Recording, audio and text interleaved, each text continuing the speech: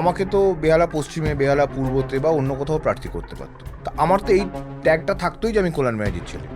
তো একটা ডিসঅ্যাডভান্টেজ হতে পারে না যে আমি কোনোদিন প্রার্থী হতে পারবো না। আমাদের দেশে তো এরকম কোনো আইন নেই যে এমপির ছেলে এমএলএর ছেলে কাউন্সিলর এগুলো হতে পারবে না।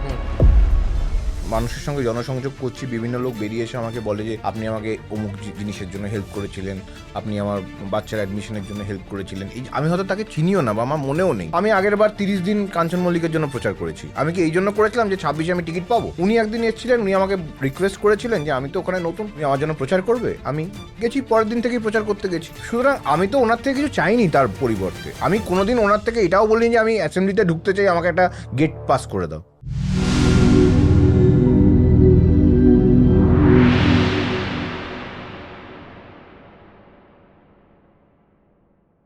দাদা কেমন আছো বলো? খুব ভালো আছি, দারুণ চলছে। এবার তোমার তো গোটা দিন এখন প্রচার প্রচার আর প্রচার, সব মিলিয়ে প্রচার কেমন চলছে? প্রচার খুব ভালো চলছে। আমি যদিও 17 বছর ধরে আমি উত্তরপাড়ার সাথে রিলেটেড, হুম কিন্তু এত গলিতে ভেতরে এত যাওয়ার কারণ বা সৌভাগ্য দুটোই আমার হয়নি। হুম তো এই যে যাচ্ছি, মানুষের সঙ্গে মিশছি, একটা ভালোবাসা পাচ্ছি, মানুষের মধ্যে একটা প্রত্যয়, যেই প্রত্যয়টা আমার প্রত্যয়টাকে বাড়াচ্ছে। হুম খুব ভালো লাগছে। কারোর হয়তো অভিযোগও আছে, সেটাও শুনছি। কারণ শুধু তো দেখো, আমি গেলাম, হাত নাড়লাম, প্রণাম করলাম, হ্যাঁ, দিদি আমাকে ভোট দেবেন বলে চলে গেলাম, তাতে কোনো লাভ নেই। হুম মানুষের যদি অভাব, অভিযোগ, আনন্দও আছে। হুম কারোর সামনে নতুন পথশ্রী রাস্তা হয়েছে, হুম বলছে যে রাস্তাটা খুব ভালো হয়েছে। এটা যদি নাই হ্যাঁ, শুনি, তাহলে আর আমার লাভটা কি হলো? তাহলে তো একটা মানে কার্টুনের মতো শুধু হাত নেড়ে চলে গিয়ে তো কোনো লাভ নেই। এবার তুমি অভিযোগের কথা বললে, আমি তোমাকে কয়েকটা প্রশ্নে আসছি। প্রথম অভিযোগ যেটা বিরোধীদের তরফ থেকেও আসছে, সেটা হচ্ছে আহ, শীর্ষান্ন বন্দ্যোপাধ্যায়ের নিজের কৃতিত্বের থেকেও সে অনেক বেশি কারণে উত্তরপাড়ায় টিকিট পেয়েছে, কারণ সে কল্যাণ বন্দ্যোপাধ্যায়ের ছেলে। সেও একজন উত্তরপাড়ার আসলে প্যারাসুট প্রার্থী, নেপোটিজমের প্রোডাক্ট। তুমি কি বলবে?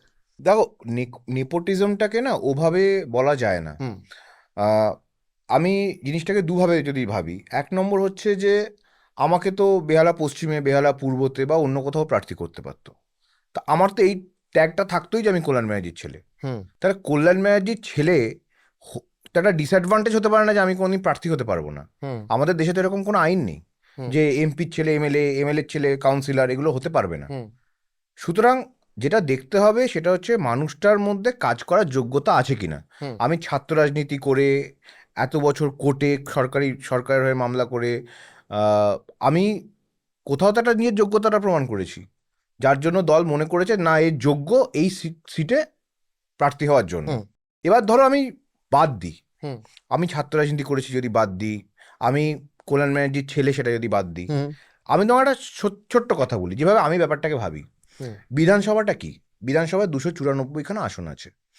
তাহলে পশ্চিমবাংলার 294খানা জায়গা থেকে একটা করে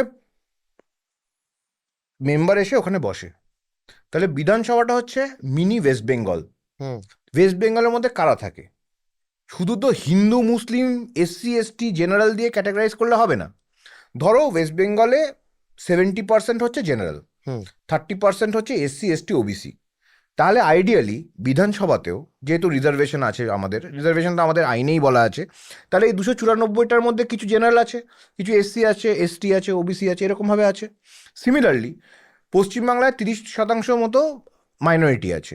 তাহলে বিধানসভাতেও আমরা যদি দেখি হুম 30% মতো মাইনরিটি আছে। এটা একটা ক্যাটাগরাইজেশন। এবার আমি অন্যভাবে ভাবি, পশ্চিমবাংলার মধ্যে ডাক্তার আছে, পশ্চিমবাংলার মধ্যে অভিনেতা আছে, হুম পশ্চিমবাংলার মধ্যে জার্নালিস্ট আছে, পশ্চিমবাংলার মধ্যে লেবার আছে, পশ্চিমবাংলার মধ্যে ম্যানেজমেন্ট আছে, পশ্চিমবাংলার মধ্যে বিজনেসম্যান আছে, পশ্চিমবাংলার মধ্যে তো উকিলও আছে। হুম তাহলে এই মিনি ওয়েস্ট বেঙ্গল যেটা, এই মিনি ওয়েস্ট বেঙ্গলের মধ্যে কিছু ডাক্তার এমএলএ, কিছু অভিনেতা এমএলএ, কিছু প্রডিউসার এমএলএ, কিছু জার্নালিস্ট এমএলএ, যেমন আমাদের উত্তরপাড়াতেই প্রবীর ঘোষাল ছিল, কিছু উকিল এমএলএ কেন থাকবে না? তাহলে আমাকে কেন সবসময় একটা পার্টির স্টেট সেক্রেটারি, ইউথ উইংয়ের প্রেসিডেন্ট বা কেউ হতে হবে হুম বিধানসভায় বা পার্লামেন্টে যাওয়ার জন্য? আমি শুধু একটা প্রফেশনাল হিসেবে, একটা আইনজীবী হিসেবে হুম আমি কেন বিধানসভায় যেতে পারি না? আমার সব ছাত্র রাজনীতি ব্যাকগ্রাউন্ড ভুলে গিয়ে আমি এই কথাটা বলছি। আমি বিধানসভাটাকে এভাবে কেন ভাবতে পারবো আমি না? তোমার কনটেক্সটে আসবো। অভিযোগটা এইখানে এক্সটেন্ডেড অভিযোগ, আমি তোমার উত্তরটাও শুনবো। সেটা হচ্ছে যে যদি শীর্ষান্ন বন্দ্যোপাধ্যায় কলকাতায় দাঁড়াতো, প্রশ্ন উঠতো না। উত্তর 24 পরগনায় দাঁড়াতো, প্রশ্ন উঠতো না। 2011-র পর থেকে তৃণমূলই জিতে আসছে, কোথাও তো গিয়ে একটা বাবার প্রভাব থাকবেই। যদি বাবার প্রভাবই হয়, যদি শুধুমাত্র বাবার প্রভাব হয়, তাহলে আমি 2021-এও পেতে পারতাম, কাঞ্চন মল্লিককে টিকিটে দেওয়ার দরকার ছিল না। 2016-তে পেতে পারতাম, প্রবীর ঘোষালকে দেওয়ার দরকার ছিল না। সুতরাং এইভাবে জিনিসটা হয় না। মানে যেভাবে বিরোধীরা প্রচার করার চেষ্টা করছে, আমি বিরোধীটাকেও ক্যাটাগরাইজ করি। ধরো আমি সিপিএমকে ধরি। হুম সিপিএমের 4জন প্রার্থীর নাম বলছি। সায়রা শাহ হালিম পলিটিক্যাল ব্যাকগ্রাউন্ড থেকে এসছে। সপ্তর্ষি দেব পলিটিক্যাল ব্যাকগ্রাউন্ড থেকে এসছে। সাম্য গাঙ্গুলি, কান্তি গাঙ্গুলির ছেলে, পলিটিক্যাল ব্যাকগ্রাউন্ড থেকে এসছে। দীপশিতা ধর পলিটিক্যাল ব্যাকগ্রাউন্ড থেকে এসছে, ওনার দাদু মন্ত্রী ছিলেন সিপিএম গভর্নমেন্টের। তাহলে তুমি যদি আমারটা যদি নেপোটিজম হয়, তোমার দল ফার্স্ট তোমাকে উত্তর দিতে হবে তুমি নেপোটিজম কেন করেছো। যদি আমি বিজেপিকে ধরি, BJP leader of opposition, say MP হলো কেন যখন ওর বাবা অলরেডি এমপি ছিল? শিশির অধিকারী যখন এমপি ছিল, শুভেন্দু অধিকারী এমপি হলো কেন? নাই হতে পারতো, বলতে পারতো যে না এটা হওয়া ঠিক নয়। যদি এটা ঠিকই না হয় তাহলে ওনার জন্যও ঠিক নয়। ওনার ফ্যামিলিতে ওনার দাদা এমপি হয়েছেন তমলুক থেকে, ওনার ভাই এমপি হয়েছে তমলুক থেকে, ওনার দাদা চেয়ারম্যান হয়েছে তমলুক মিউনিসিপ্যালিটিতে। সুতরাং কোথাও আইনে তো বাধা নেই। যেটা দেখতে হবে যে মানুষটা মানে এইখানে আমার সেই যোগ্যতাটা আছে কিনা। এবার সিপিএমের প্রার্থী যদি বুঝতে না পারেন যে আমার যোগ্যতা আছে কিনা, ওনার পার্টিতে যিনি সিনিয়র আছেন বিকাশ রঞ্জন ভট্টাচার্য, ওনাকে জিজ্ঞেস করতে হবে যে আপনি তো কোর্টে এই ছেলেটাকে দেখেছেন প্রথম দিন থেকে, ওর কি যোগ্যতা আছে কি নেই। আর যদি বিজেপি যদি বুঝতে না পারে যে যোগ্যতা আছে কিনা, ওনার লিডার অফ অপোজিশনকে কোথাও কাউকে গিয়ে জিজ্ঞেস করতে হবে না, কারণ উনি তো একদিন তৃণমূলেই ছিলেন। ওনার খুব প্রিয় পাত্র শঙ্কুদেব পান্ডা একদিন ছাত্র প্রেসিডেন্ট ছিল। তো উনি আমার সঙ্গে দল করেছেন, আমার সঙ্গে ছাত্র পরিষদ করেছেন। আমার সার্টিফিকেট বিরোধী দলের যারা যারা আছেন নিজের দলের মধ্যেই পেয়ে যাবেন। বাকি রইল উত্তরপাড়ার মানুষ। ওনারা 17 বছর ধরে আমাকে দেখেছেন, আগামী দিনেও দেখবেন। ওনাদের যদি একটুও মনে বিশ্বাস থাকে যে আমি ঘরের ছেলের মতো কাজ করব, আমি সেটাকে 2 গুণ 3 গুণ কাজ করে আমি সেটা প্রমাণ করে দেবো। উত্তরপাড়া এমন একটা কেন্দ্র যেখানে জেতা প্রার্থী দ্বিতীয়বার আর জেতেনি কিংবা টিকিট দেওয়া হয়নি। শ্রুতিনাথ প্রহরাজ বামেদের পক্ষ থেকে, তারপর অনুপ ঘোষাল, তারপর প্রবীর ঘোষাল, দেন কাঞ্চন মল্লিক।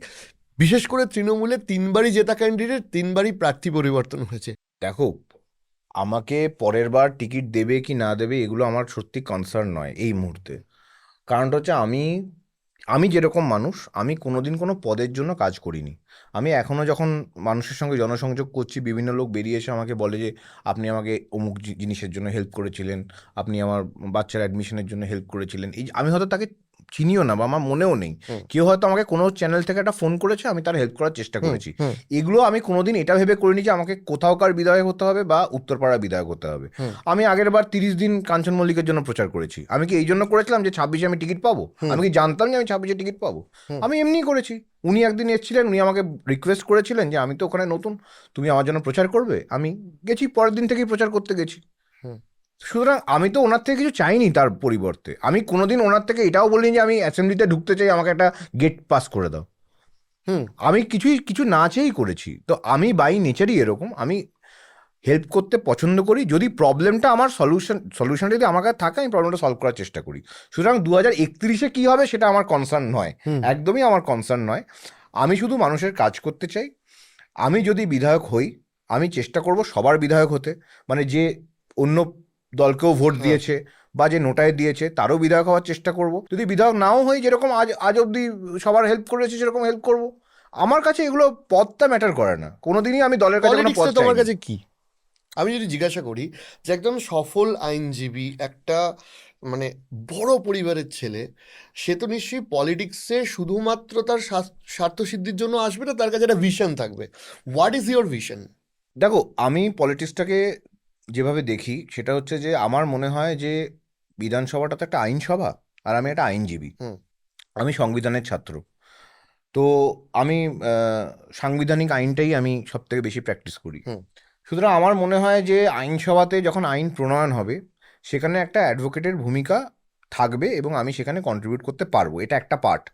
সেকেন্ড পার্ট হচ্ছে যে আইনজীবীদের একটা অ্যাডভান্টেজ আছে, যেটা ডাক্তারদেরও কিছুটা আছে। সেটা হচ্ছে আমরা সর্বস্তরের মানুষের সঙ্গে মিশি এবং আমাদের দেখা হয়। হুম আমাদের আনএমপ্লয়েডের লোকেদের সঙ্গেও দেখা হয়, আমাদের এমপ্লয়েড লোকেদের সঙ্গেও দেখা হয়, আমাদের lower division clerk, upper division clerk, BDO, SDO, তারপর joint secretary, principal secretary, chief secretary, হুম এইদিকে দেখতে গেলে থানায় কনস্টেবল থেকে আরম্ভ করে SI, inspector, SDPO, SP, DG, IG, সবার সঙ্গেই মামলার সূত্রে আমাদের দেখা হয়, কথা হয়। এটা গেল গভর্নমেন্টের সাইডে। আর নন গভর্নমেন্টের সাইডে ইন্ডাস্ট্রিয়ালিস্টের সঙ্গেও দেখা হয়, আবার তারই ইন্ডাস্ট্রিতে কাজ করা লেবারদের সঙ্গেও দেখা হয়। তো আমরা সমাজের প্রত্যেকটা স্তরকে দেখতে পাই আমাদের কাজের জায়গা থেকে, all the strata of the society.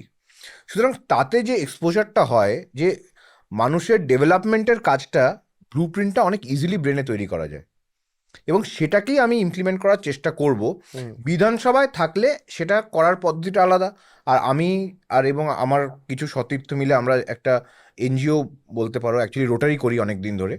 আমাদের রোটারি ক্লাব আছে, রোটারি বেঙ্গল প্রেসিডেন্সি। হুম সেটার মধ্যে দিয়েও আগে করতাম। এখন যদি বিধায়ক হই তাহলে এই চ্যানেলে করব। আর কিছুই না, মানে মানুষের কাজটাই আমার মনে হয় সব থেকে বড় কাজ একটা রাজনীতিবিদের, মানুষের কাছে ডেভেলপমেন্টটা পৌঁছানো। আর তার সাথে তুমি যখন বিধায়ক বা মেম্বার পার্লামেন্ট হয়ে গেলে, হুম তখন আইন প্রণয়নটাও তোমার একটা রোলে চলে এলো।